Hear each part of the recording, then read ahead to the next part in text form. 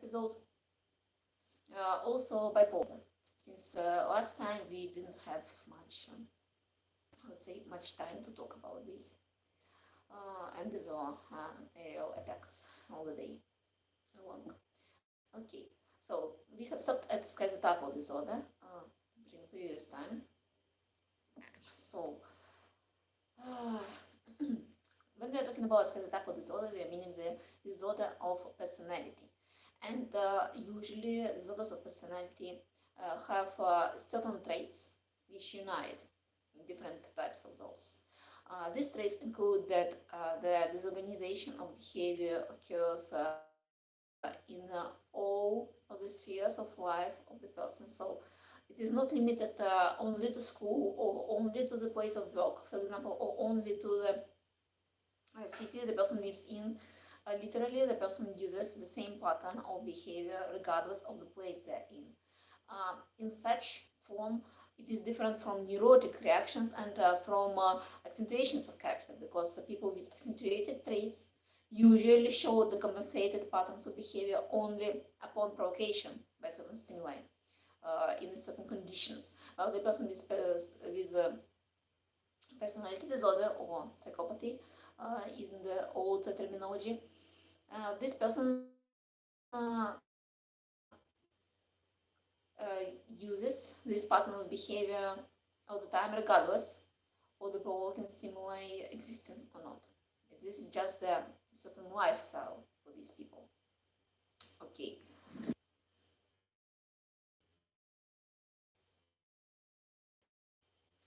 Okay, another thing is that usually personality disorders also sometimes, as you remember from the previous lessons, the person may acquire psychopathy-like traits through the illness or, for example, through the trauma. And that's why those types of personality are called psychopathy-like. So they are not inborn. A lot of people argue about the origins of these personality disorders, because some disorders seem to be more tied with the neurology, and some disorders are more influenced by the outside factors like nourishment, for example, and nurture. But I would say that it is once again a combination of factors. Without certain predisposition, you would not be able physically to manifest certain behaviors and certain traits. And without being taught to react this way, without being taught that this pattern of behavior is beneficial, comparable to some other patterns of behavior, you wouldn't use it as much. Okay, so the person with schizotypal disorder may sometimes seem like a person with schizophrenia, but one of the most important things here is that there is no progression in their state. So what I mean by this, if the person with the schizophrenia develops a psychosis, then after the psychotic attack in the person with schizophrenia, if this was schizophrenic attack, the person will show you some degree of development defects. So they will not be the same as they were before the attack. And it is very hard to actually return to that state, almost impossible. That's why we are talking about the formation of defect in schizophrenia. So no matter how much you do psychotherapy, for example, you wouldn't return to the previous state, but you may diminish the difference and diminish the acuteness of these newly acquired traits in the person with schizophrenia. When we're talking about the person with personality disorder, psychotherapy is one of the main treatments for these people, because they rarely need medications, rarely.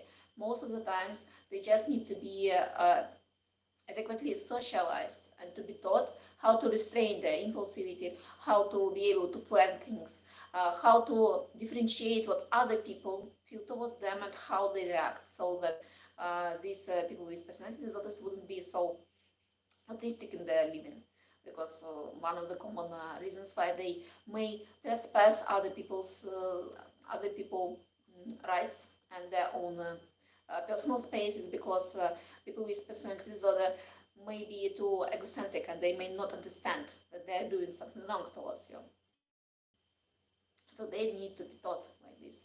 And the person with schizotypal personality disorder, after having a psychotic attack, because these people with this disorder are prone to developing psychosis, and mainly psychosis with traits of schizophrenia, they will not show you the signs of defect. They can be brought back to the state they were before, and they may look like they are like not as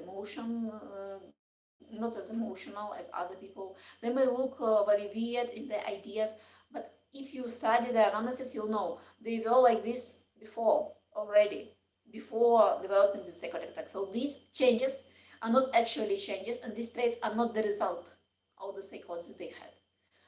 That's why we are talking about that we are not having schizophrenia here. We are talking about schizotypal disorder. So here is this. A difference from the first psychotic episode here is that a person with schizotypal personality disorder may have first psychotic episode in their life, so their first psychosis. And this psychosis not always leads to the schizophrenia in the future. This may happen once in a lifetime and never return. But not all people who develop a psychosis in their life, not all of them are schizotypal. So that's the difference. So schizotypal personality disorder is the background, which makes you more susceptible to these changes. Okay. Another thing is that in schizophrenia, in psychosis of schizophrenia, all the psychopathological symptoms are not under the control of the person. So the person cannot really influence what's happening with them. For example, yes, the person with schizophrenia can have dialogues with their voices they're hearing, with their auditory hallucinations, but they cannot make the voices go away freely. They cannot make them happen on their own,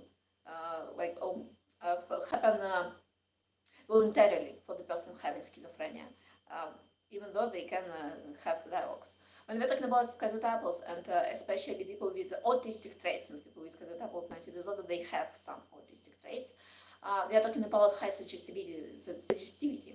And people with schizotypal personality disorder often have this moment of self-suggestion at the core of their psychopathological changes. They fixate on something strange they feel and then enhance these psychopathological changes by themselves, by fixating on them. So, for example, one time, I'm schizotypal myself, and it is very hard to see on camera. It is more obvious when you talk to me personally in my life, and usually I used to give my students a case study concerned with myself as well, because, well, it is a case of the differentiation between schizotypal disorder and schizophrenia. I had my psychosis, the first episode, obviously, was when I was a teenager, and by this time it never repeated itself. So when it was just starting, there was a moment when I imagined voices. So there was suggestive element here, and only after I was playing along with this imaginative play, these voices became autonomical, and they started to appear and disappear on their own without my free will. But at first, there was a moment of suggestion. In the person with schizophrenia, unfortunately, most of the time, this is out of control, and the person doesn't choose to have these symptoms. They just start to happen, and the person with schizophrenia very early loses the ability to differentiate that this is something unnatural to them. This is something which shouldn't happen to them. While the person with schizotypal disorder may have partial critics throughout the time, very, very long time. Okay, so how can we suspect that we have a schizotypal person at our disposition? So there should be the presence of at least 4 of the signs I'll tell you in the clinical picture during more than 2 last years. So that's how we ensure that this is something stable for the person. This is their personality constitution and not some episodical thing. So what are we talking about here? Emotional coldness, which is not always adequate to personal contacts. People with double personality disorder are not very expressive in their emotions, even in the situations when it is required to be more emotional. This doesn't mean that they do not have feelings, it's just that their expression of emotions is diminished.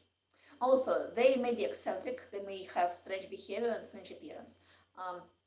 Once again, my students may have seen me wearing a costume of a gnome because I like that costume, and sometimes I wear it to work, even though I guess it is not very appropriate to the context. And this is another sign of autistic behavior as well. So the behavior is not always in tune with the context of the person. Also, there is a tendency to avoid social contacts. Once again, because of the autistic inverted gaze of the person towards themselves, not towards others. Not to mention that their social awkwardness, this disruptance between context and their behavior, creates an artificial gap between them and other people, because other people may not understand they behave like this, and in their turn, the person with schizotypal personality disorder may not understand people around them, so they become distanced from others. Also, sometimes they have strange and metaphysical thoughts which do not conform to subcultural norms. I'm a big fan of classifications, and in some of those classifications I love have a mystical, magical element in them. So I would say these classifications look to me more like religion rather than just classifications. And also I had this patient with schizotypal personality disorder who was a very religious person, and he would often go on and on talking about God and stuff while having no connection and no application of these thoughts he was having to his real life. So here is that. Also, usually the people with schizotypal personality disorder may have suspiciousness and mistrustfulness towards other people, once again because they do not understand, and since they have diminished expression of their emotions, at times they may have diminished empathy as well. And so this means that you cut off the intuitive understanding of other people's behavior, intuitive knowledge of other people. And since you do not talk to every person you meet, you just observe them, and if you are not able to read their emotions, this means that you do not know what are their plans towards you. You don't know what are they going to do next, or why they do certain things they do. And this sets the ground for you to be suspicious towards them. For me, it was very important. Before I attended psychotherapy, where I was actually trained to feel my own emotions and to understand emotions of other people. I'm not reading facial expressions. I'm rather using my empathy and intuition, but this was trained. It was acquired. I didn't know how to use this before I was trained. So here is that. Also, there may be annoying thoughts about one's own personality with xenophobic, sexual, or aggressive contents, because it may be at times hard to understand who you are. And here, schizotypal personality disorder often touches with the borderline personality disorder. But in borderline personality is not empty, but they feel as if they are trying to connect multiple elements which do not belong together, as if they are shattered. Here's the schism part here. Also, they may have unusual feelings such as derealization, depersonalization, once again because of diminished empathy and emotional expression. Their thinking is diffuse and sometimes, but it does not reach their extent of non-continuity. So they will get to the point eventually, but their sentences will be convoluted, the way will be convoluted, and you may have noticed this with my speech as well. People have told me that sometimes my speech is not very understandable. So I have this problem as well. Also, there is periodical transitory subpsychotic episodes with illusions, hallucinations, and delusional-like ideas. So that's what I was talking about. The person with schizotypal personality disorder may throughout their life, just like borderline personality disorder. But the important thing is that they are able to return to the previous functioning most of the times. Also, what else here? Oh, I forgot to tell. Yeah, schizoid psychopathy. So often people confuse schizotypals with schizoids. So schizoid personality disorder is another personality disorder characterized by the autistic behavior, like extreme introversion.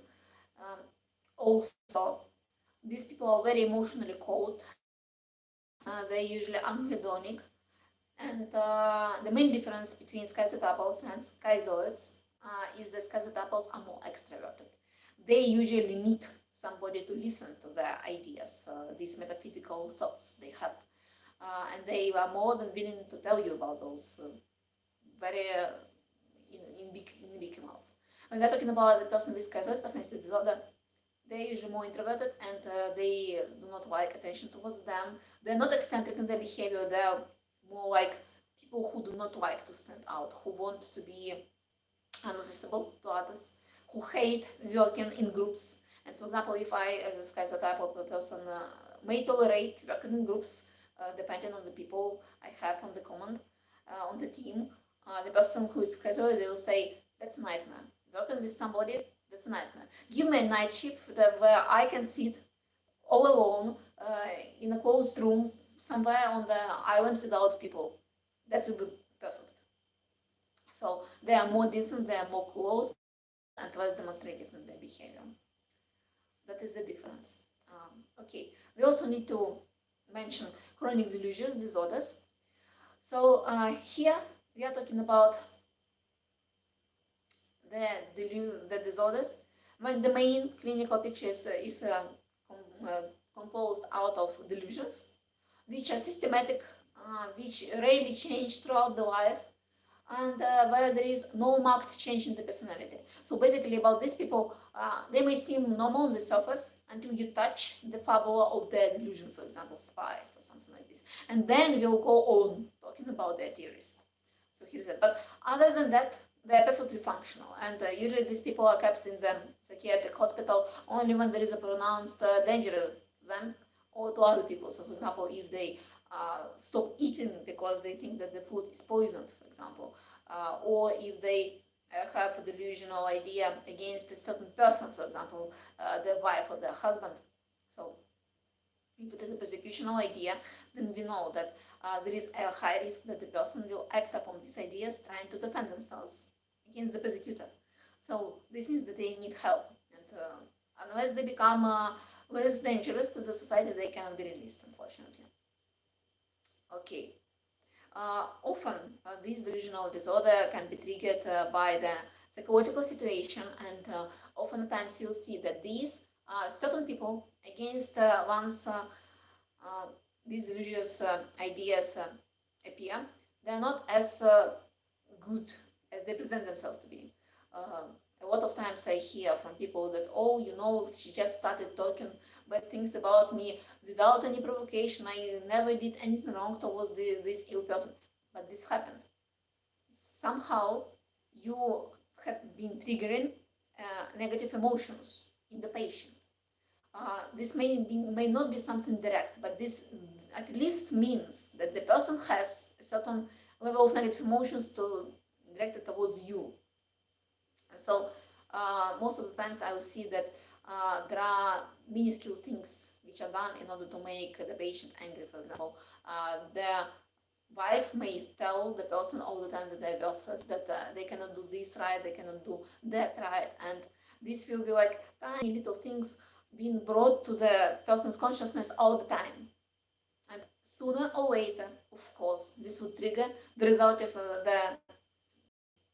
and since our patients do not really control their impulses, yes, sometimes this reaction may be inadequate in the strength comparable to the stimulus which triggered it. So here is that. We have had this patient who was talking about police gang. So he was a very old suicide in the underground station. So he was pulled out of the train, and he was talking about the police gang which was persecuting him. And each day to this gang, another doctor was added. So this gang was rapidly growing. And apart from this guy didn't really have any disorders of thinking. He was fine with logical thinking and critics. But when you touch upon this topic, he would become very angry and he would go on and on and on about the police gang. And I remind you that delusions are less about thinking, they are more about the state which induces a certain direction of thinking. That's what you shouldn't forget. Okay, sometimes, well, the minimum period for this psychosis is 3 months, but in some cases it is the whole life, hence the chronic delusions disorder. Okay, and we are talking about code F22 when there is no organic reason for these delusions, because some illnesses which tackle the brain may cause the organic delusional disorder. So you shouldn't mix those two, because in case of organic disorders we need to use much less potent drugs. That's the first thing. And also we need to try to eliminate the organic reason if it is in our power to do so. Okay, schizoaffective disorders. Once again, I have talked about this on the previous lesson. So symptoms of schizophrenia such as defect and after the attack, social distancing, also symptoms of thought pulling out, of thoughts being pulled out of the head or being induced into the head. So symptoms of psychic automatism and emotional coldness. And when we are talking about affective part, here we have pronounced phases: depressive phase or manic phase. So it is like bipolar and schizophrenia smashed together.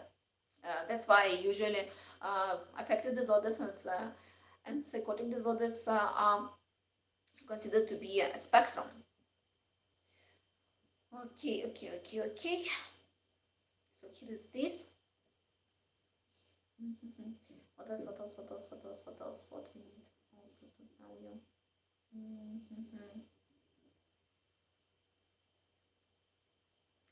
Yeah, also about differentiation. So when we're talking about exogenous organic psychosis, the difference from the endogenous ones, so how do we differentiate this from schizophrenia, for example, is that in exogenous organic ones, there is a very big prevalence of asthenic symptoms. So we have cerebral-asthenic syndrome. Hallucinatory disorders are usually visual and not auditory, like in schizophrenia. Also, there is a very common thing of having syndromes of disturbed consciousness, because if it is a direct threat to the brain, then there may be a certain level of intoxication. So we are talking delirium, twilight, change of consciousness. And also there is a diminishment of memory, amnestic disorders. And personality changes are mostly by organic type. So we are talking about the person developing very simple persecutory ideas. We are talking about the person becoming fussy, becoming very slow in their reactions and very impulsive. So here is that. Okay, about a simple form of schizophrenia. A simple form of schizophrenia may resemble pathogenic neurosis and also astenopathetic depression, but the difference is that we need to see if there is a defect after the pronounced episode of psychosis. This is the first and the most important thing. Then there is a cognitive change in the cognitive function. So the person with neurosis will not give you actualization of latent traits of objects when we are given the test of classification, for example, for the person. The person with schizophrenia would give those reactions. The person with schizophrenia will fail at explaining metaphors, for example. The person with schizophrenia will fail at explaining proverbs. The person with neurosis would not. The person with schizophrenia doesn't stand up from their bed to do something because they have no mood, so they have apathy. But the person with depression, most of the times, they have no physical strength to do so, so they have weakness. So here is that. Also, what else?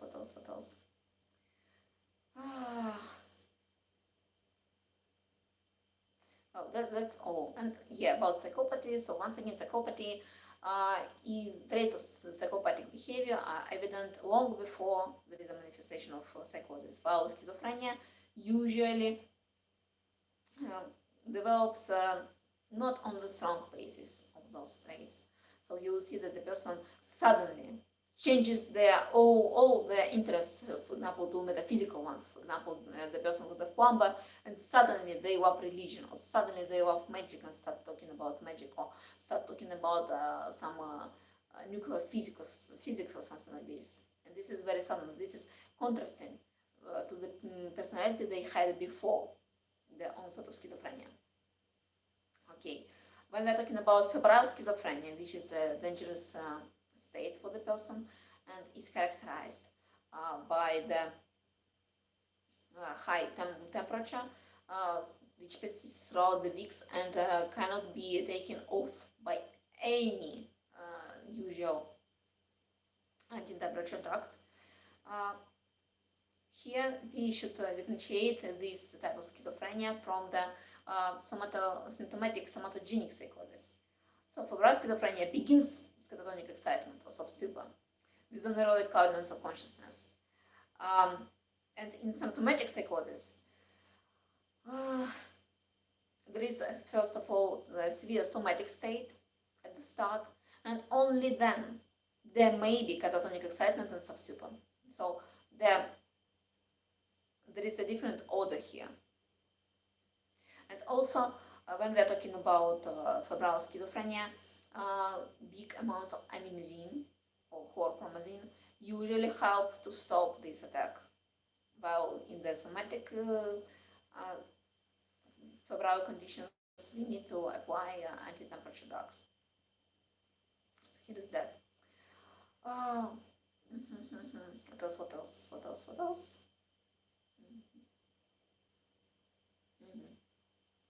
Okay, when we're talking about postpartum psychosis, if there are delirious episodes and catatonic disorders at the height of dementia, and those are the signs of the symptomatic psychosis. And when we are talking about development of dementia after catatonic excitement, once again, that's schizophrenia. Okay. Also, when we are talking about the psychosis developing in the person who gave birth to the child 2-3 weeks after the delivery, this is most likely some endogenous disease manifesting and not postpartum psychosis. Okay.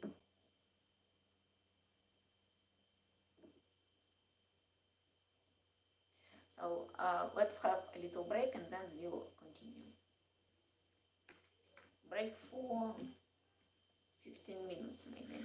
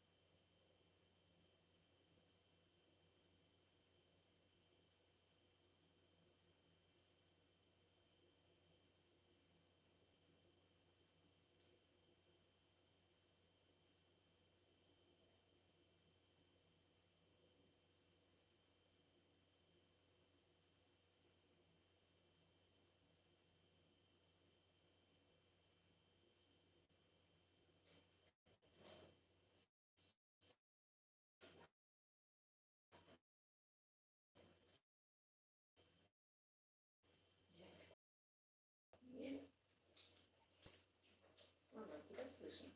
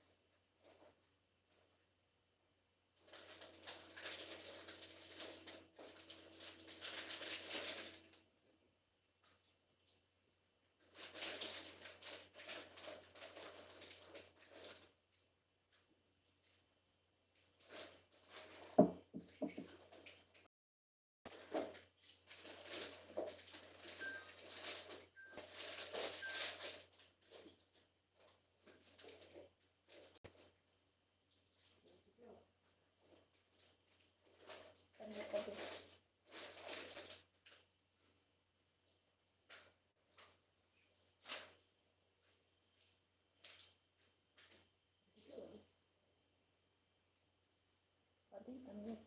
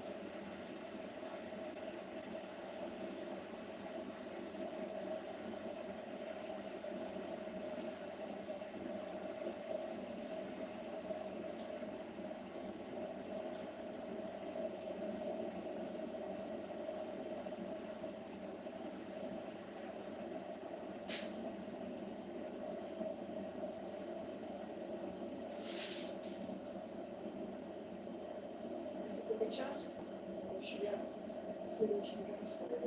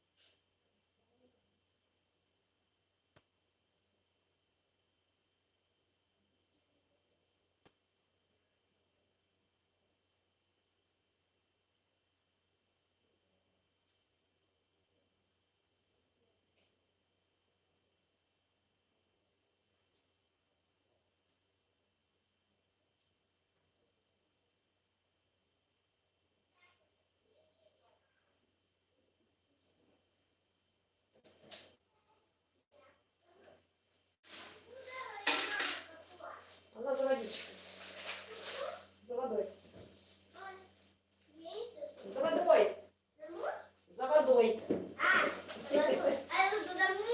Так домой, она же здесь живет, куда она домой? Валерка, сейчас они сюда придут, да, иди, наверное, сюда. Да, я поняла.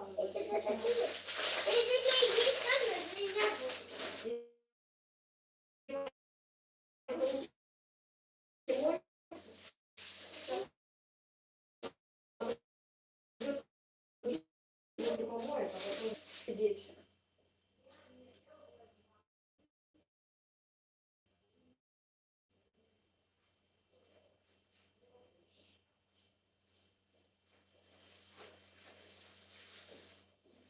Я пока его А? сюда его опускаю. Наблюдай, что он не упал. Если он упадет, тогда Что там? ничего. Ему плохо будет, если он упадет? Нет. Он не разобьется? Его не нужно ковырять. Он не разобьется? Нет. Ой, что это такое? Это деталька моя. Смотри, растеряем все твои детальки, давай их сюда. Сюда. Вот, сюда. Это тут, да? Это чей еще? Ваня, там не надо. Там работа моя. Спасибо. Там сейчас тебя увидят. Все.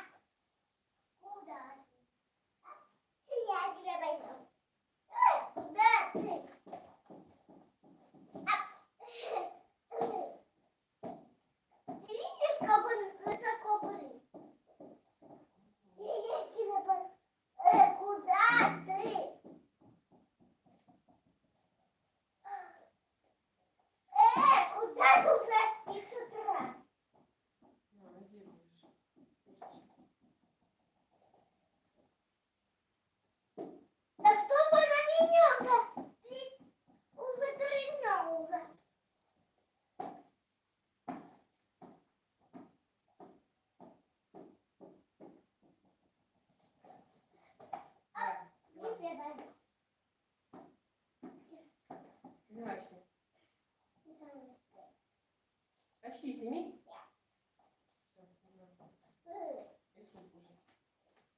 А с попрыгунчиком?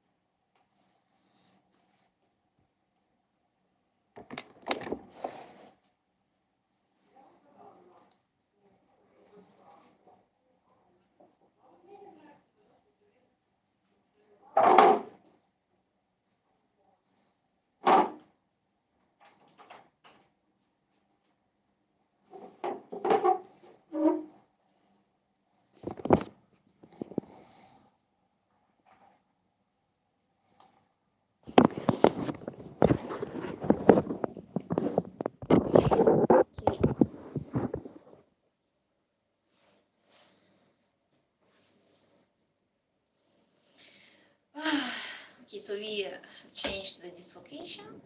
So finally I can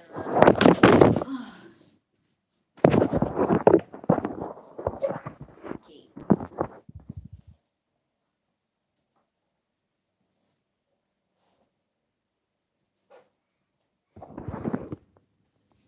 As you can see, this seventh lesson is quite unfortunate regarding the technical issues and the stuff with the place. Yes, but I hope that we will be able to finally finish it. Okay, so we have stopped on the first. Okay, yes, we have stopped at the acute and transient psychotic disorders. So what is meant by this? Psychosis is not a curse. So if the person develops a psychosis once, it doesn't always mean that this will be a chronic condition. So here, when we are talking about acute psychotic disorders and transient ones. They usually have acute beginning after 2 weeks. Their symptoms are quickly changing, so we are talking about polymorphous clinical picture, and there may be presence of typical schizophrenic symptoms, but this doesn't always mean that this will go to the cause of developing schizophrenia later. Complete recovery usually occurs within a few months and often within a few weeks and days. That's why it is acute and transient. And this may happen to people who are later diagnosed with bipolar disorder, but once again, not to everyone. And this disorder may or may not be associated with acute stress. Usually, there are stressful events preceding the onset of this illness by 1 or 2 weeks. So the diagnosis is usually called acute polymorphous disorder with or without symptoms of schizophrenia. In all kinds of hospitals where I have worked, different people work differently with the change from the diagnosis of polymorphous disorder to schizophrenia. Because, for example, in the hospital where I was studying at first, they were usually hospitalizing the person for 5 times with diagnosis of polymorphous disorder with the symptoms of schizophrenia, and after this, on the 6th hospitalization, this person would get a symptom or would get a diagnosis of schizophrenia. But in the hospital where I work now, and according to the ICD, actually ICD-10, 10th revision, we put schizophrenia when there is a repeated hospitalization with the same clinical picture as it was before, so polymorphous with symptoms of schizophrenia. But this hospitalization is 6 months older. This second hospitalization occurs in 6 months after 6 months has passed from the onset of the first illness. Because in this case, the question arises whether this is a chronic condition. That's why the diagnosis is changed from polymorphous disorder with symptoms of schizophrenia to the schizophrenia itself. But of course, if you notice the defect forming even before this time period, we may be confident that this is schizophrenia. But all these are mainly the questions concerning the terminology, not the treatment, because the treatment, if you have a psychosis, the treatment is symptomatic. So we look at the clinical picture and we decide whether we want to sedate the person, whether we need to get rid of the psychotic symptoms, whether we want to activate the person, if the person, for example, is substupor or something like this. But we'll be talking about the treatment a little bit later. Okay. So when the person is admitted to the hospital, just once again, of course, we get examination of the psychic status, physical and neurological examination. Also, we collect analysis, social history, and complete family history. And of course, we need always to ask about which medication they are taking now and which medication they were taking before. Because what they are taking now may influence the response to the medication we prescribe, and what they were taking before may give us a clue which medication gave better response, which medication gave partial response, and which medication didn't work at all. So that we will be able to predict in the future which drugs to prescribe.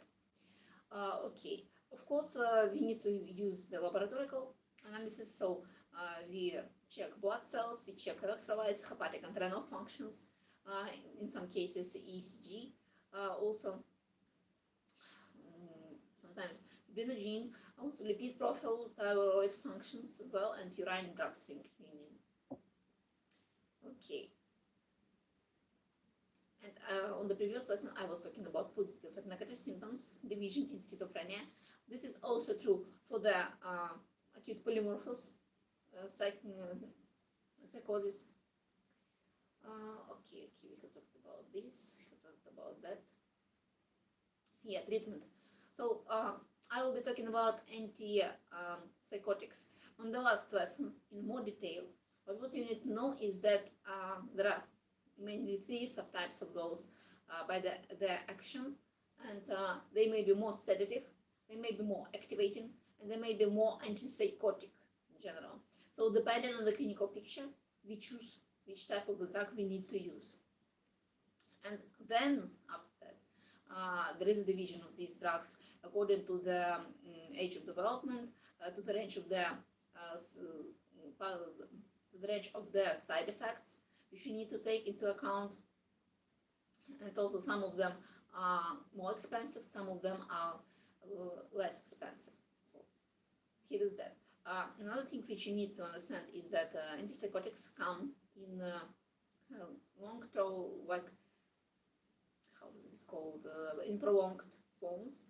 So, for example, the person may be injected once and come for another injection of the same drug in 2 or 3 months. So we'll be talking about those. And these preparations are usually called dipole preparations. And this helps the person not to swallow a lot of pills each day, and helps to manage the schedule of taking treatment, because unfortunately a lot of our patients are not able to keep up with schedules. Overall, about schizophrenia, and I would say about any mental disorder, being disciplined is very important. And discipline doesn't mean that you follow the recommendations closely, even though it is also a very good thing, but being disciplined means that the person is able to do what they need to do each day. And so I would advise you, apart from giving them prescriptions of medications to your patients, to train them to have schedules, to wake up at a certain time, to be able to eat 3 times a day, not skip meals, to go to bed at a certain time. This already helps a lot. And there were even studies, for example, which were trying to prove that diets are very good for the schizophrenics, but it is not actually the content of the diet, not the products used, but the very same ritual of having fixed meals at fixed times in fixed amounts. This helps the person to stay balanced, to stay anchored to something which is stable, because their psyche is unstable. And this, of course, will have a beneficial effect on their psyche. So here is that. Okay, rehabilitation. Rehabilitation is also very important. Unfortunately, in Ukraine, as long as I see, it is not as popular, but before there were workshops which were teaching our patients new skills for them to acquire simple jobs. And this is important because schizophrenia, unfortunately, may lead to the person being handicapped, being unable to keep their previous profession. Of course, this varies among patients a lot, because it depends on the level of education, on the level of intellect, on what we are starting off with the illness, and on the level of progression of the illness. But it is extremely important for these patients to be able to work, to have some stable place of work. It is extremely important for them to not lose social contacts, even though they will become withdrawn from people. But for this, I have 2 case stories. So about work, there was this patient who was first hospitalized for schizophrenia at the age of 60 years old, because he had had this illness for more than 20 years. And so when he was questioned about it, he was working as the main corrector at a certain printing house, and he was pretty happy with his job. And his job was very simple, and he didn't need to work in a team, so his level of intellect was very high. And so for this time, from the first time he heard the voices, he was able to live decades without being noticed by the healthcare companies, because he didn't need this help. But at the age of 60, unfortunately, when the voices became just too annoying, and they started to tell him to rape the girl from the first floor of the apartment that he was living, he understood that it is time for him to go to the hospital. And it is very important that this guy, due to his high intelligence, he was able to keep his critics. He was telling that, you know, when I need to go to the hospital, usually voices tell me this, that you know, you need to go to the hospital. And when they start talking about that girl, I know that I need to go to the hospital urgently right now, because it is already, it may be too late later when he becomes uncritical to his condition. So here is that. So he had a stable social niche for himself, and this helped him to stay on afloat. Another patient, and this is the patient I'm working right now in the penitentiary board. He was admitted to the hospital because he tried to shoot his brother, but what was happening before? He has heard the voices of Satan and God for a long time, and he was a member of a religious community. And actually, he doesn't have a very pronounced defect. And I have noticed while talking with him that he is still quite empathetic. And a big role here is that in his religious community, he had found support and those social contacts which would keep him afloat. Not to mention that there was discipline, because when you are praying, you need to do this at a certain time, a certain number of times. So he was obliging those, obeying those rules, and these were keeping him in balance. If he didn't try to kill his brother, he might not be noticed by the hospital at all, because he wasn't referring for help, and he was pretty much set in life. He was attending the services of his religious community, and everything was fine with him. So social contacts for him preserved his emotionality and his level of functioning. So that is very, very, very important. Okay, so here is this. What about forensic psychiatric examination? According to the law, insanity is the absence of capacity of correctly control one's own actions and to be aware of their consequences. So the person, if they are deemed insane during their socially dangerous action, they could not be conscious of what they were doing, and therefore they are free from responsibility, but they are referred to the hospital for the involuntary treatment. And when we're talking about involuntary hospitalization, this is mostly dealing with the person who refuses from hospitalization, namely old people, for example, suffering from dementia and stuff. So that's another part of the law. But here we are talking about people who have committed crimes. And there is a lot of papers which need to be filled in order to work with these kind of patients, and that's the board where I'm working right now. So mainly the Psychiatric Commission needs to answer such questions, such as was the person sane at the moment of committing the crime, committing of unlawful act? Was the person sane before? And is the person sane right now? So these three questions are the main ones.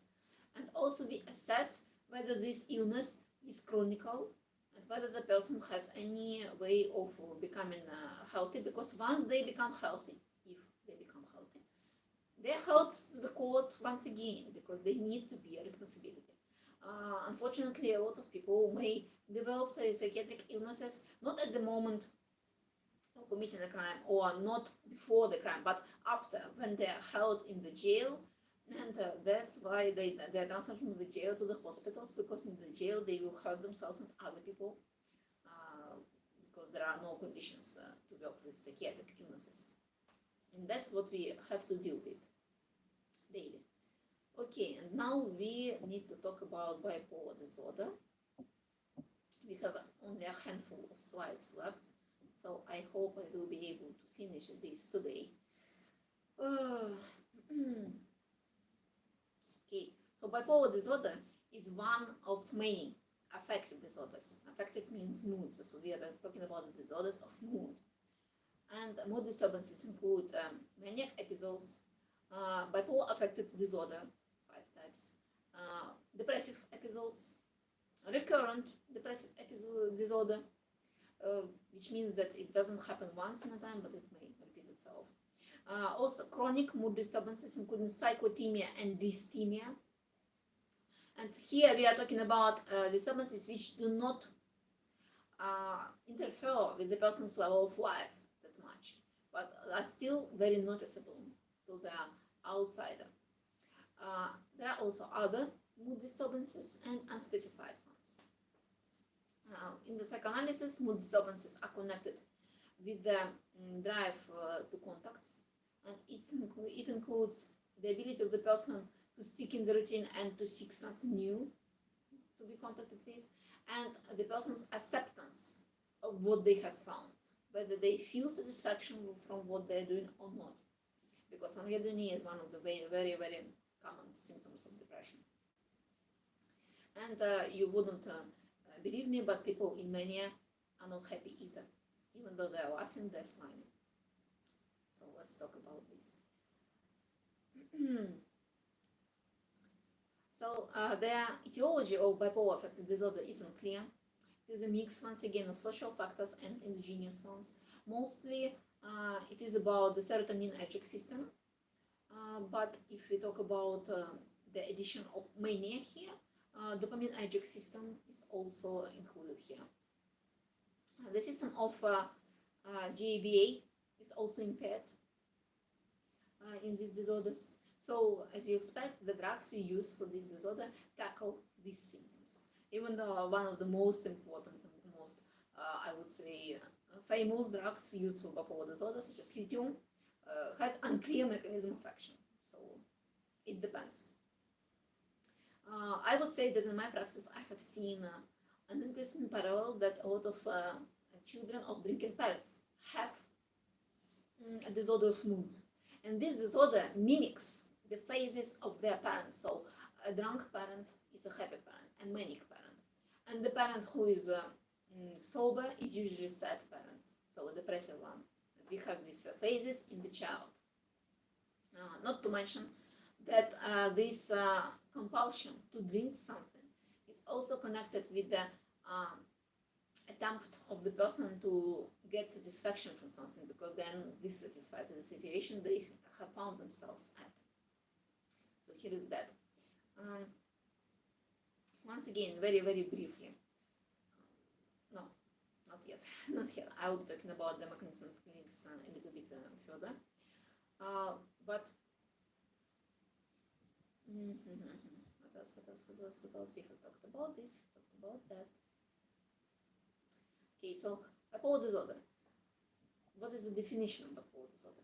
It is a disorder, mood disorder characterized by two or more, so we need to have minimum two episodes when the mood and activity levels are significantly disturbed.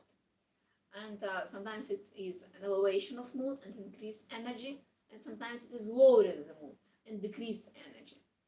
So bipolar, we need to have two polarities.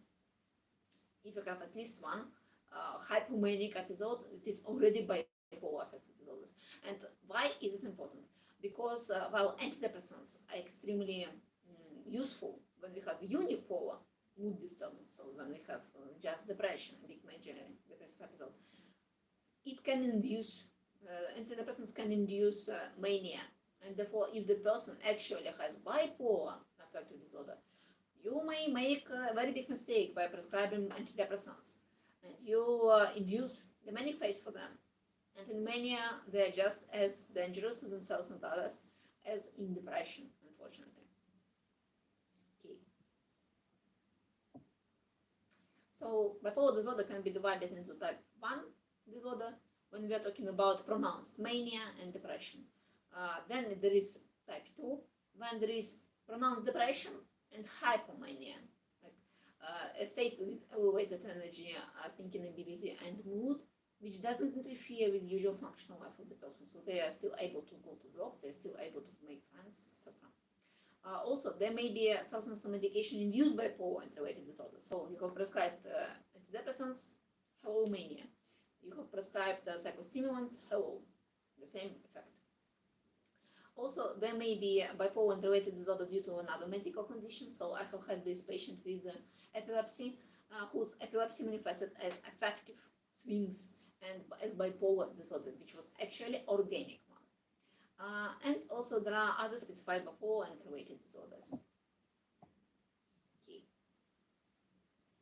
So when we are talking about the disturbances of mood, we are not talking solely about the elevation or decreasing of mood.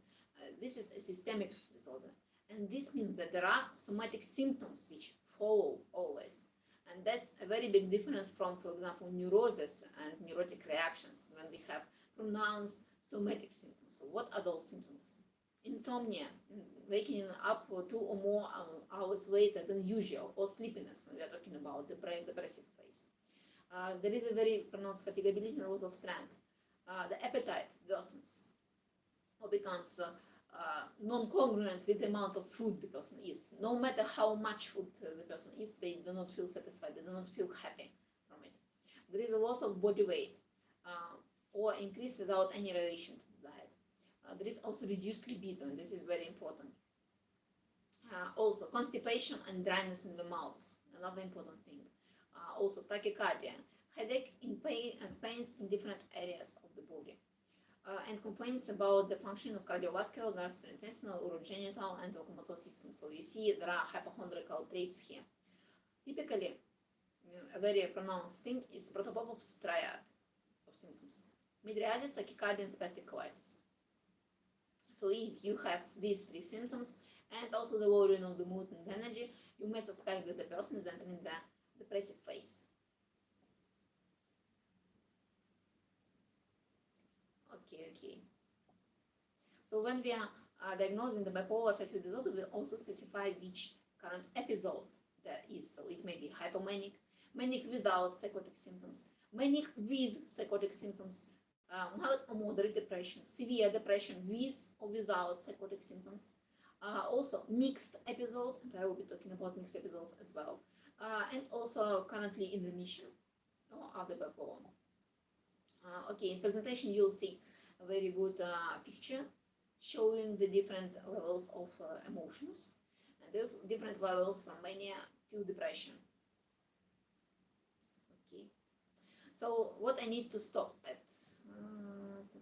No, I will talk according to the plan. I don't want to drive off to some other things, not to forget things. Okay, so manic episode. Typically, the person in mania has very elevated mood. And when we are talking about mania, not hypomania, but mania, this mood is not affected by any other external stimuli. So the person may be very happy, and you may even say to them that, you know, your favorite dog died, and they will not even blink at this, because nothing can bring them down. My patient with bipolar disorder was writing to me very detailed things about her episodes. So let me read those, because they are very, very pronounced and very good descriptions. I will even read them aloud. I will be translating those because unfortunately they are in Russian. But I hope that you like those. Okay, so where are those? Let me find those.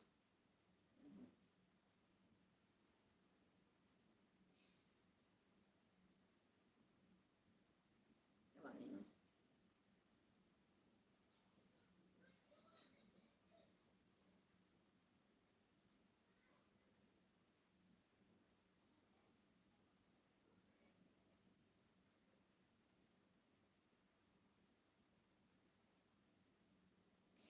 Okay, so her description of the manic phase.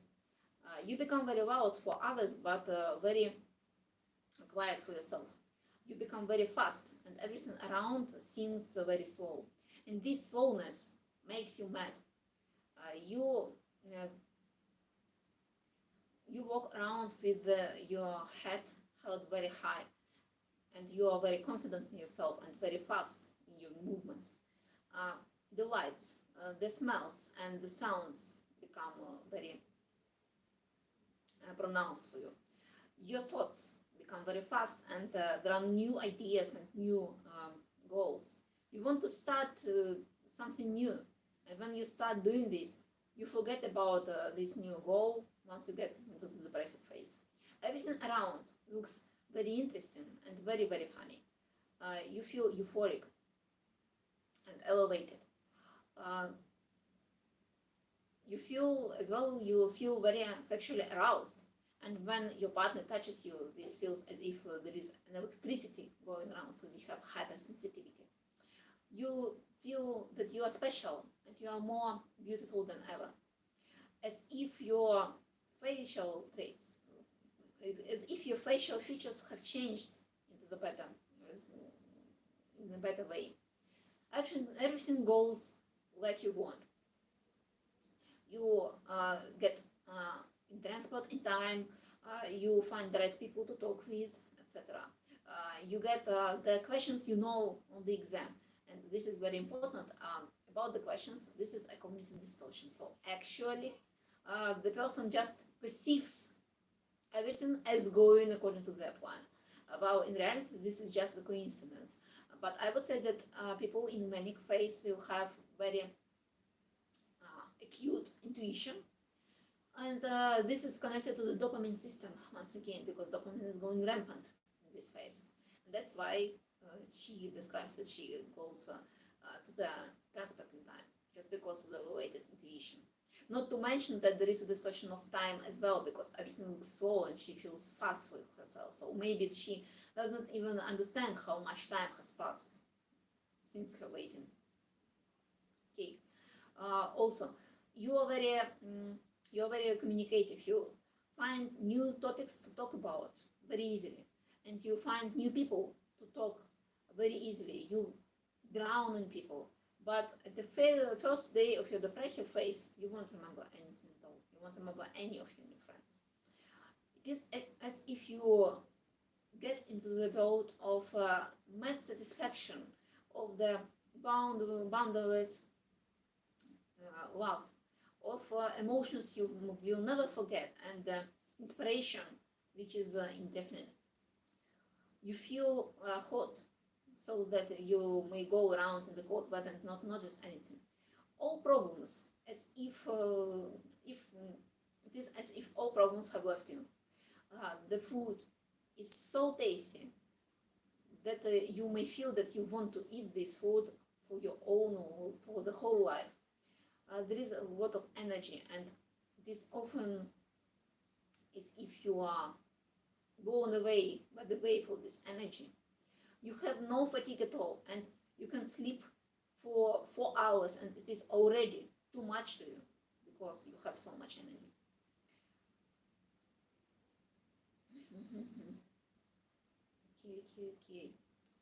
Okay, so this is manic phase described by the person with bipolar affective disorder. And what are the dangers of this? You may say, oh well, but who doesn't want to feel like this, so full of inspiration, so full of energy? Well, you don't sleep, so this doesn't mean that you do not get fatigue. Actually, subjectively, you do not feel it, but your body will start to crumble sooner or later. Also, in this state, the person starts to lose their money. So this very patient had a very big problem because she had very little money. She would spend everything on air in the first day of her mania. So we started dividing her money into two boxes.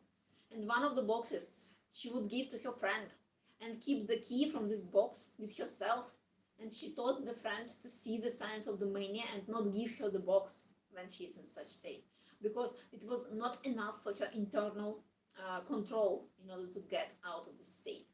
So here is the first thing. Also, sexual arousal, good. Unprotected sex, very risky. And in the state of mania, unfortunately, a lot of people underestimate the dangers of unprotected sex. So this very patient had to swallow pills from the pregnancy, like emergency pills, 5 times in 1 month. So, and she was very young. It is a very big stress for her body. So she was damaging and hurting herself.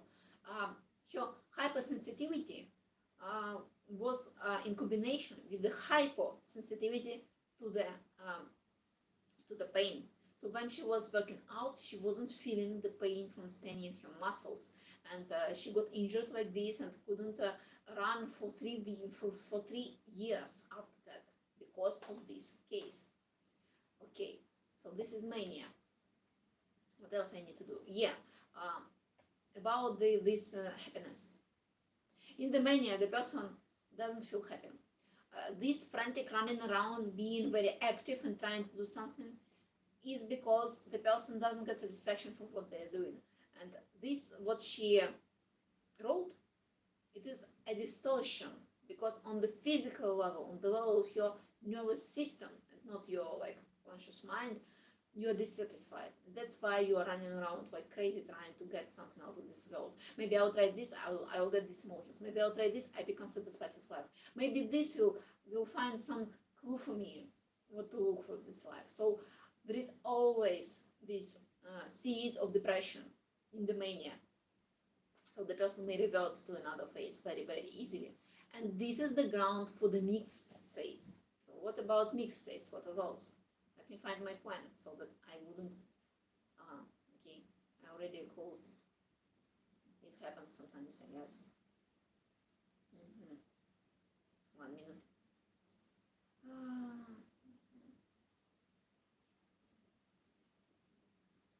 So let me open it once again. So where we stopped. Okay, yeah, manic episode. Okay, very good, very good. Oh yeah, about speech in manic episode.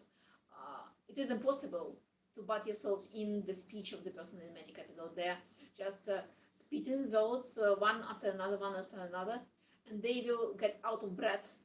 So they will stop in order to catch their breath from talking too much. And their laugh is unbearable. They laugh at everything. There may be no jokes. They just see an object and they start laughing. They may want to sing you an aria, for example, to show you their talents, because they feel that they are special. They feel that they are the best of the best in this world. They overestimate their abilities in this state. So here is that. So there is inflated self-esteem and a sense of grandiosity. Okay. What is here? What is here? Yeah, I have talked about this. About psychotic symptoms. They may develop delusional ideas and hallucinations, which are congruent with their mood. So when we are talking about the person with schizophrenia may develop delusional ideas of non-existency while being absolutely euphoric. So there is some incongruence here. But when we are talking about the person with a purely mood disorder, purely affective disorder, their psychotic symptoms are usually congruent with their basic mood. So the person with in mania will develop psychotic symptoms, will develop delusional ideas of grandeur, grandiosity, and also hallucinations, for example, with angels who praise their beauty or something like this. Okay.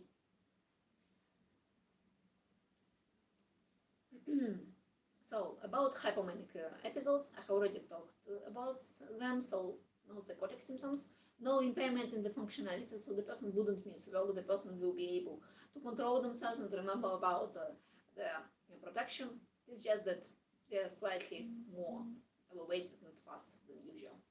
And the hypomanic episodes do not require psychiatric assessment, psychiatric hospitalization. Okay.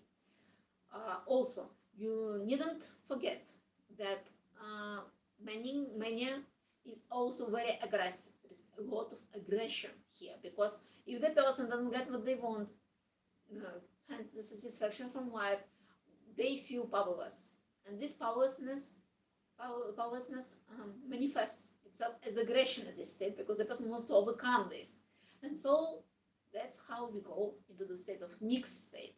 So in the mixed state, this bitter feeling that you will not get the satisfaction you seek, you feel that this is all in vain. It takes a toll of the person, and the person becomes not just agitated in mania, but they become angry, they become grim, they may start getting into arguments, they become I would say like menacing, and and stuff. And so this is also very dangerous, because unfortunately the person may try to attack you in this state.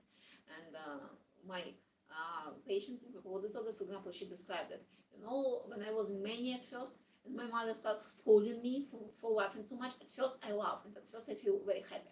But then I become so angry, and I start shouting on her back, and I start throwing things at her, and so this is the mixed state. And you feel very bad in the state, even though you may be laughing, you may be smiling, but it is a very, very nasty feeling. It is creepy. If you see it in real life, it is very creepy.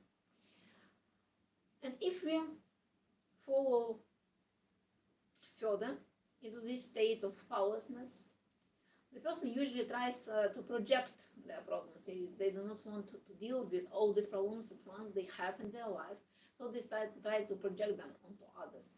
But this fails, and so the person introjects back all the things, taking some of the bad things from the outside to attributing them to themselves. And now we start thinking that, I cannot overcome this, so maybe I am powerless in everything. Maybe everything is so bad because I am the bad person here. I am the culprit. People are dying, people are starving because of me. Everyone hates me. Everyone looks at me and they are laughing at me because I'm just so ugly. I'm just so incapable. So that's the start of the depressive phase. Okay. So how the depression manifests? And once again, you always evaluate somatic functions, especially vegetative ones, so sleep, appetite, weight, also tachycardia, mydriasis, and also spastic colitis. Also, you evaluate the person's attitude towards themselves, so their self-esteem, their movements, rate of thinking, attention, and speech. Because attention in mania, for example, it is not fixed, it is just jumping around, so no all the activities are brought to the end. So now let's read about the depression, how it feels for that person. So once again, let me find what she was writing to me here. Okay, so how she describes the depressive episode for her. You start yearning so much that you start crying, and everything becomes very dark for you, very distant. Your body becomes very slow, and it is hard to move, as if there are weights around your legs. You cannot walk, and the world is very distorted. It is as if it is battered around you, and you do not understand where you are. Where do you go next? You want to sleep all the time, but you can sleep 14 hours a day, and it is all the same. When you hear the alarm clock, you cannot stand up. Your movements seem silly to you, as if you are something strange, something very obscure, something idiotical. You are nothing. You are the worst of the worst. You are the most useless thing in this world. You're powerless, and your energy is leaving you. It is very hard to keep your head straight, and you do not know how to move it to feel better, to make it easier for you to keep your head straight. It is hard to even chew the food. Everything goes poorly. You cannot do anything normally. You want to lie down and look into one point, but you can't do this. You can't keep doing this because there is a very unbearable spiritual pain inside of you, emotional pain. This symptom is called the vital grief.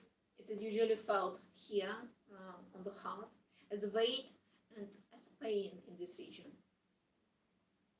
Okay, you cannot keep up with this. You cannot tolerate this. You want to die, to not feel this, not to feel this pain, not to see this ugly and angry world, this evil world, where everyone is against you. And this world is gray. There are no colors here. It is gray and it is black and white at the same time. But even the blind people can see colors in their dreams. But I see only black and white nightmares. It would be better if I was blind than to be in this horrible state. It eats away my soul and my personality. I cannot remember who are my friends, what I like, and what I do each day. It is very cold, and I cannot get the heat from anything. I am anhedonic, and I do not have any sexual desires, and I will never feel this satisfaction at all. And even the satisfaction from life and simple things there. I don't know what to talk about with people. I do not have any topics to talk about because I cannot remember my interests, and my thoughts are very slow and are very dumb, and I don't have any energy and will to force myself to think. There is also such thing that as pseudo-dementia, so people with the depressive phase may even feel as if they become dumber. Well, actually, this is not true. It's just very hard for them to concentrate and to follow through these tasks.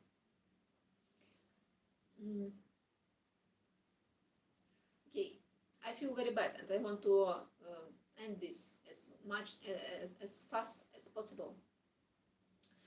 It is better for me to tolerate physical pain, and when I'll try to stretch my veins and to scar myself, than to tolerate this unbearable emotional pain.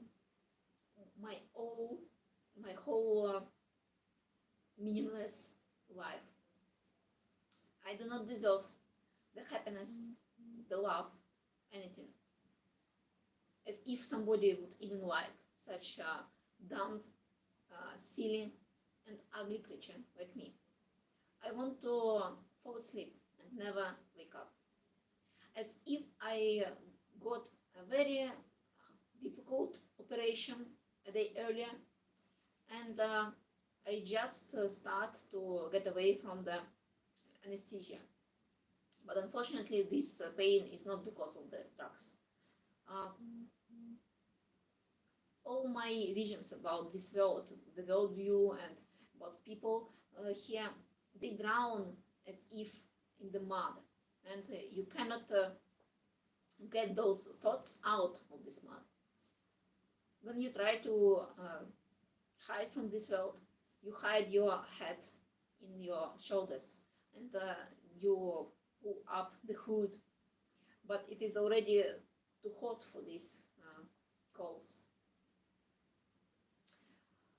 The war which has started, and this was written during the war which is going on right now. So the war which has started actually makes you happy, because it is another possibility for you to die and to be free from this suffering.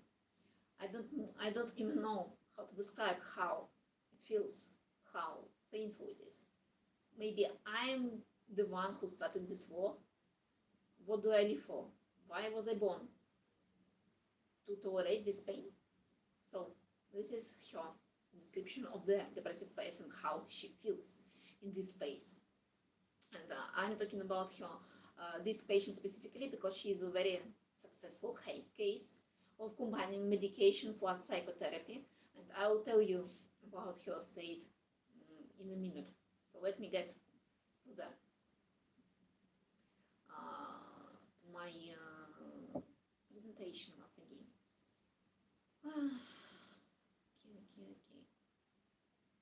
Okay, 1 minute. I will return in 1 minute.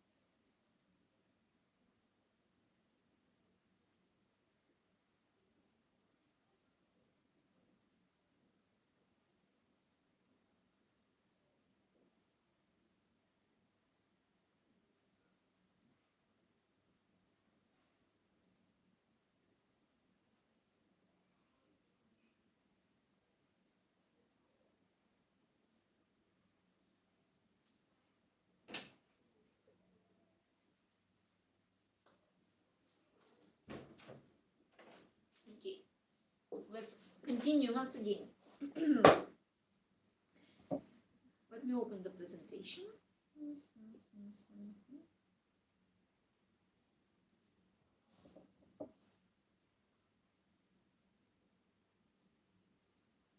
Okay.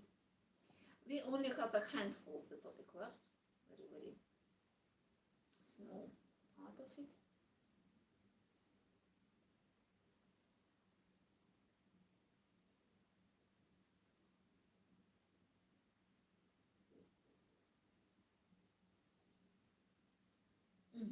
Okay, so we have talked about depressive phase, and now about major depression.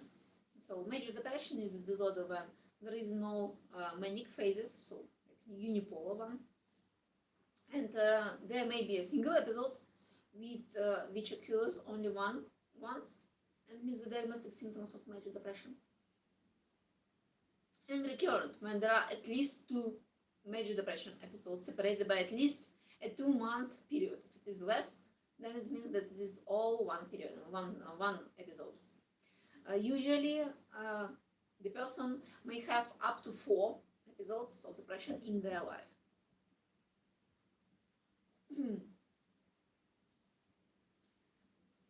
Okay, so I have described the depression with the help of my patient, so I won't be stopping on the clinical features of depression.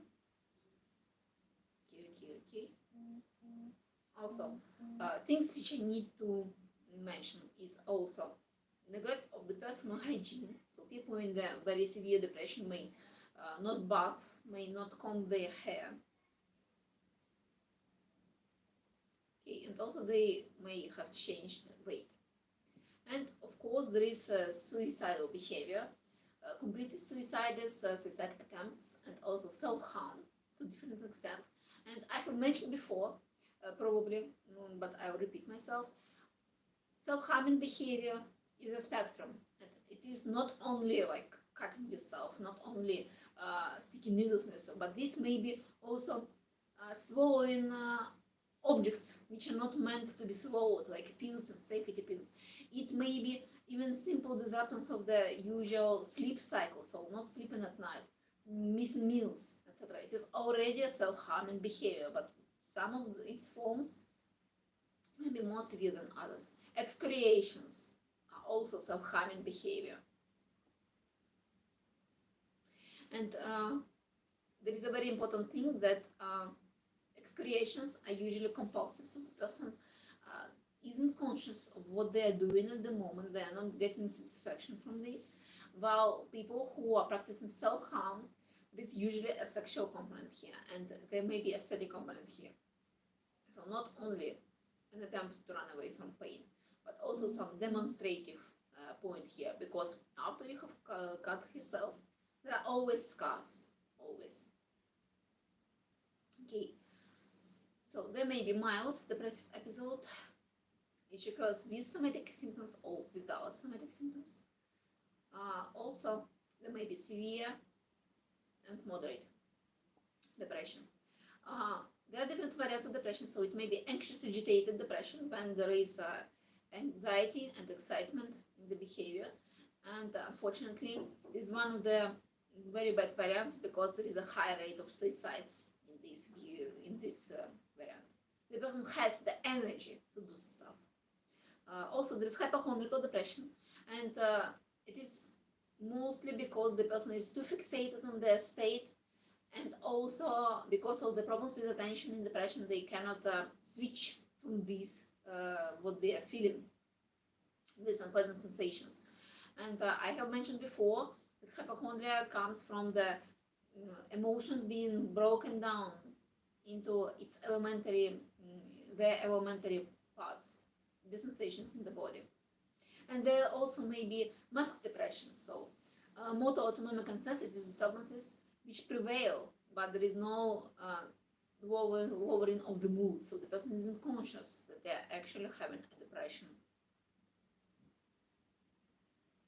Okay. What else? Once again, if you have Psychotic symptoms, they are congruent with the mood in depressive phase. So here is that.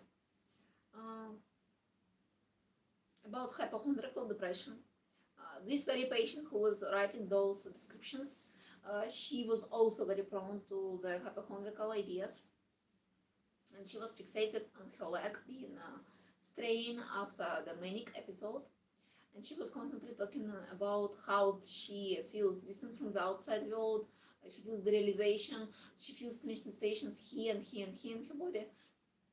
And so instead of giving her neuroleptics, which are usually given to tackle these symptoms, I told her to be more involved in the outside world, to do something all the time, to talk to people more, to stop checking and rechecking her state for the presence of physical symptoms, and just be very involved in the others, to be stimulated by something outside.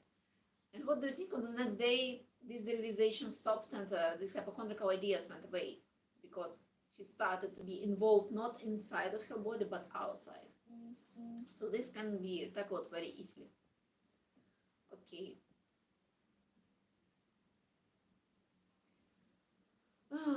So the masks for the depression may be very various, and I have mentioned that drinking alcohol, for example, is one of the behavior which is aimed at getting the satisfaction that the person cannot get. So the same thing men may get with other dependencies. So a lot of times dependencies in youth are the equivalent of depression and are the sign of underlying depression in the person. So to diagnose latent depressions, there should be a subdepressive state which is especially strong in the morning. So for the mood affective disorders, there is this changeability of symptoms throughout the day. So people who are bipolar, in the morning they feel most depressive, and in the evening they feel most manic. When we're talking about androgens, the major depressive disorder, there is no variability throughout the day. The person just constantly feels very bad. So in case of latent depression, the subdepressive states are especially expressed in the morning, but may be present throughout the day. There is also polymorphism and vagueness of their complaints, of their somatic state, which cannot be grouped with the limits of one particular disease. So they are various, and we cannot diagnose the somatic disease in this case. There is also disruption of vital functions, so sleep, appetite, menses, potency, and loss of weight, the ones I have urged you to look at. Also seasonal periodicity of the disorders, spontaneousness in the appearance, so there is no control over the symptoms, and there is some kind of rhythm here, some kind of cycle here. So not circadian, but seasonal. Also, somatic therapy doesn't work. So we try to treat those symptoms somatic, they do not go away. And this is a small sign, but usually these people have already visited a lot of other specialists before they have come to you. Okay, so here is that. Also, about mixed states. Mixed states can be manifested by the disruptance in the motor function and also mood. So, for example, there may be depression with motor excitement, or maniacal stupor with motor inhibition, and also non-productive mania with reduced psychic activity. But in all these states, I would say that the thoughts change much slower than the overall behavior, than the mood and then the motor function from state to state.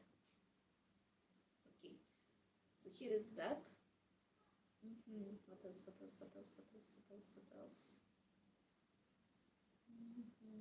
Let me see.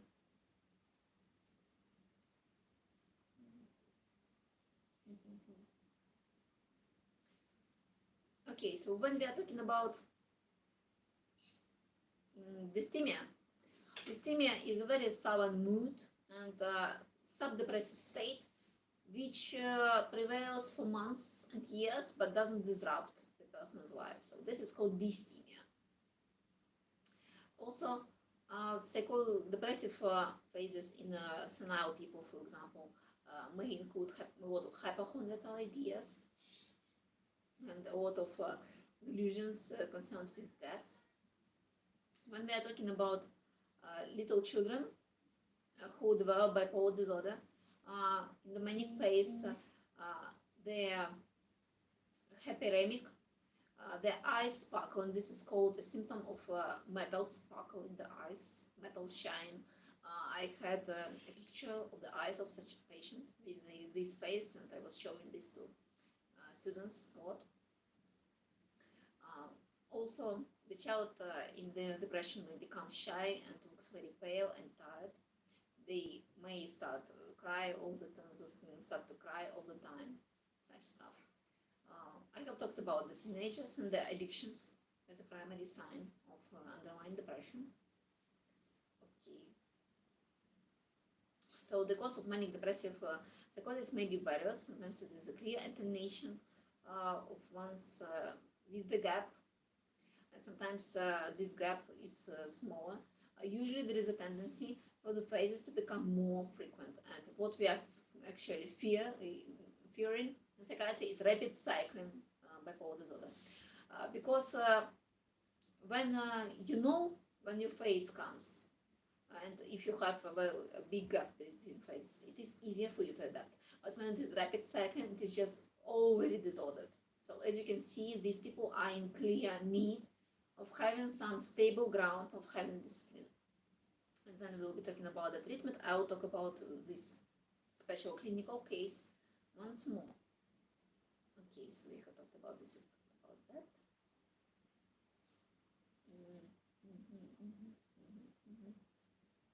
Talked about this. Yeah, so how to differentiate? Just basic mood disturbance would not have typical schizophrenia like disturbances of thinking, and I have talked about this on the previous video as well. So disorders of thinking are the basis of schizophrenia. There are no such disorders. You cannot say that the person has affective disorder, for example. And of course, there is no autism, there is no emotional impoverishment, and there is no personality changes after the return from the psychosis for just before patient. Also, when we are talking about some mutagenic, infectious, and organic psychosis, the patients are asthenic. They may get impoverished, and but they have syndromes of disturbances of consciousness, so they are in delirium. And also intellectual monastic disorders, which are real, not pseudo-dementia, but real dementia. So that is the difference.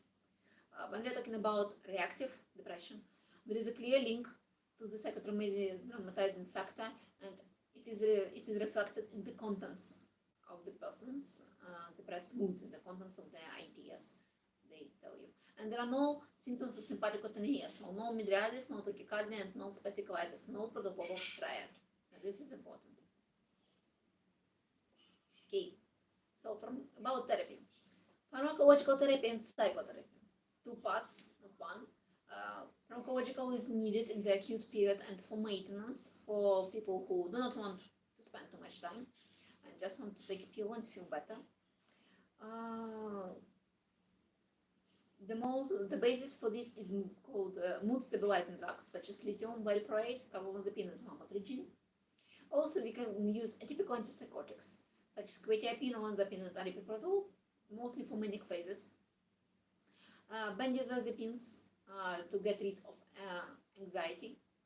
Antidepressants only in the case of unipolar depression. So, if there are manic phases or hypomanic phases, we do not use antidepressants. Okay, so here is that. And you need to know that little is taken between the phases. It is the anti-relapse medication. Also, what we can use apart from the psychotherapy is electroconvulsive therapy, and it is indicated in depression which is severe with high suicidal risk when there is stupor, severe psychomotor retardation, somatic syndrome, and it is treatment refractory.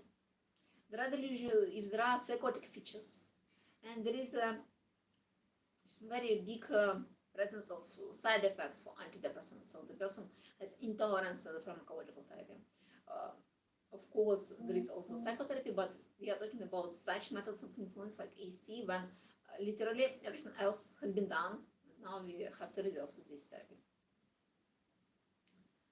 Usually the person needs multiple ASTs in 1 month and throughout the year. And the good side is the effect from these electrical shocks is very fast. But the bad side is that the course needs to be repeated because this effect is not on class. Okay.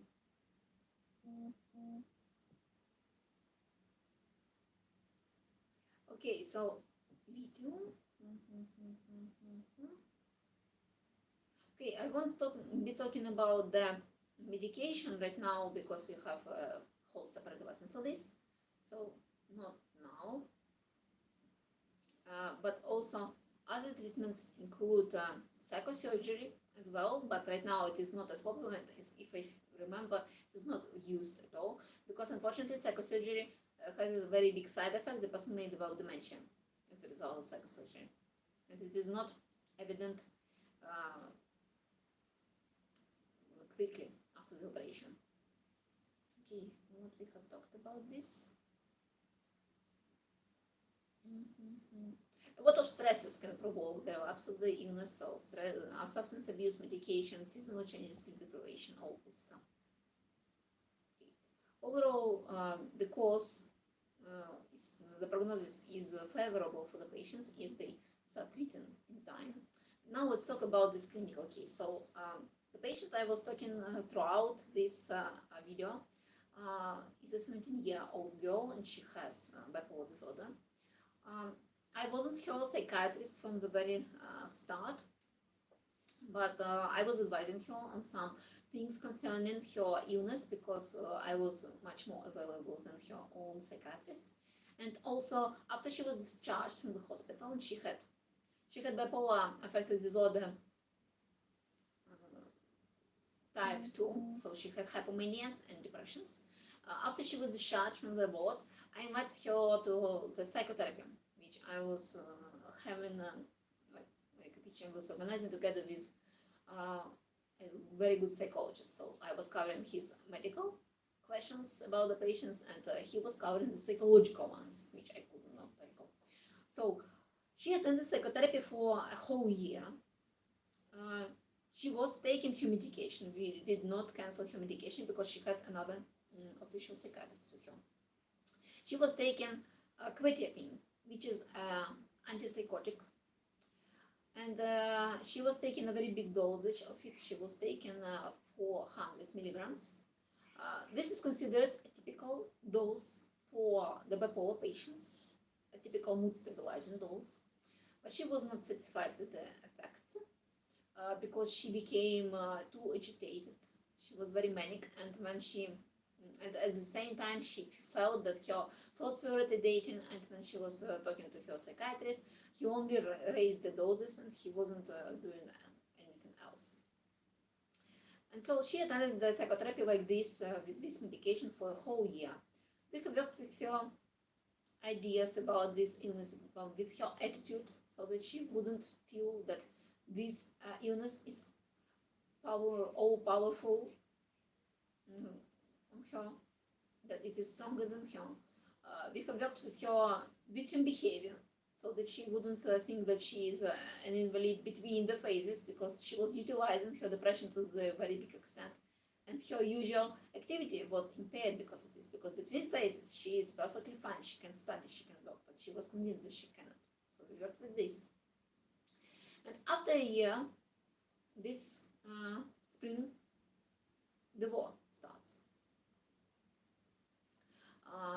Well, before the war, we have started to work with her control of the phases, and so we started working with her being able to switch on and off the states, because we taught her to be empathetic, we taught her to understand what she feels and how to control her emotional state. She was developing discipline. She had a variety of rituals she needed to perform without any miss, and this helped her to learn how to switch on and off these phases. The problem remained that she could not control the deepness, the depth of the phases. So she couldn't control whether it would be a subdepressive state or a severely depressed state.